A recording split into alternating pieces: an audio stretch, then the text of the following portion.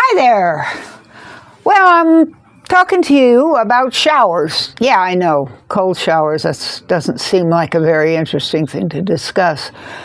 But I have discovered through several people, quite a few people, including myself, that it works.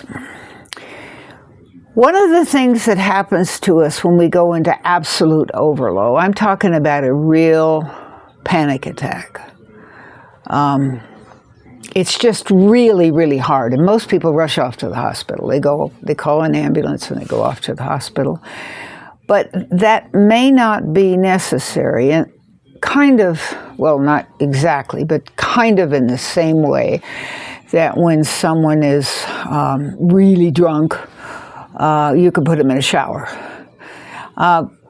It can be so helpful. It doesn't have to be a cold shower. It could be a cold glass of water, or it could be some cold water on your neck or your face.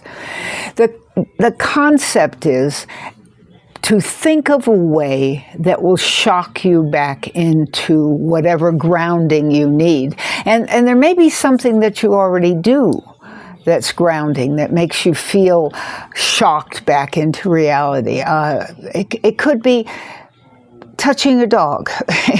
It could be putting your hand in cold water. I mean, there's just so many options that we need to think about.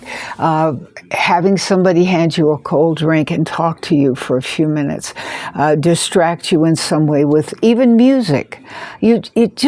All of us are different. It's like grief. You know, we don't all respond to grief in the same way, and yet we do respond to grief in a variety of our own choices, and it's the same way with panic. Our anxiety is very, very, very large now. I have been working with the Climate Psychology Alliance for almost 5 years. And I've been working with Guy McPherson for 17 years, Dr. Guy McPherson, and Dr. John Overpeck a 3 years before that, trying to figure out what's really going on in our world.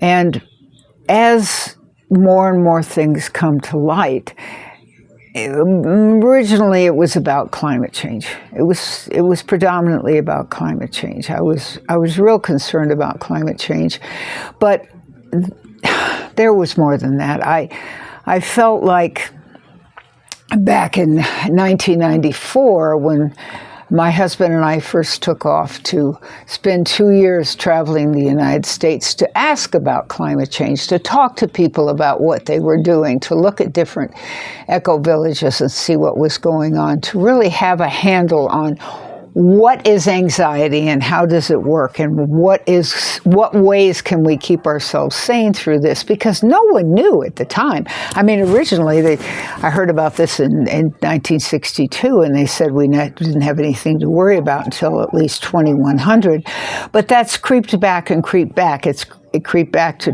2050, and I've heard many, many people creep back to 2030, and we know it's already here. We know that we're already dealing with climate change. I know all my neighbors out here are well, in this upper area where I am, this is subsistence farmers, and down below you have some people who are working in town. But in general, the people up here are subsistence farmers, and they're really confused about climate change. And this is in Ecuador, South America.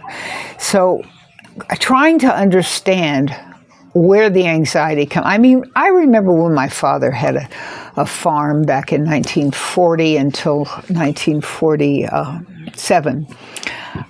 He dealt with the worry and the confusion and the problems of having, actually I'm not really sure about the years, but that's about the right, whether it would rain or not, whether they would be able to have whatever they needed. I don't know.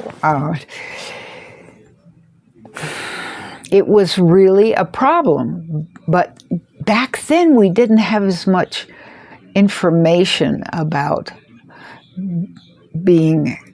taking care of ourselves psychologically. We just didn't know. And and now it's gotten to be a game. It's very expensive, and until many of us just can't afford that. We need to look at another way, and that's what this is about, is affordability. Can we afford to take care of ourselves? Well, tell you what, if you can put me in some cold water and get me to wake up enough to be able to calm down and maybe just lay down in the bed for a while and maybe have somebody talk to me. We all need to be nurtured, and we all need to be noticed, and we all need to be comforted. And if that's all it takes is a little time in cold water and comforting, it's worth it. Finding that solution can be a real godsend, because I believe that things are going to get harder. I believe that there's going to be a shortage of food. I believe that if you have to make a choice between going to a therapist or having food, you're going to want food.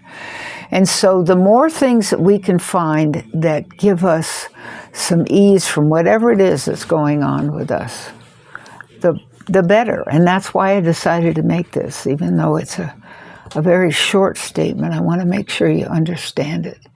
You're jerking yourself emotionally back to reality. So try it. Don't be afraid.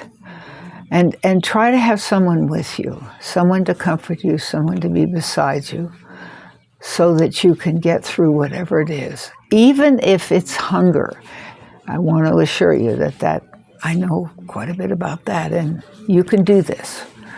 Now, if you have any questions, answer me down below.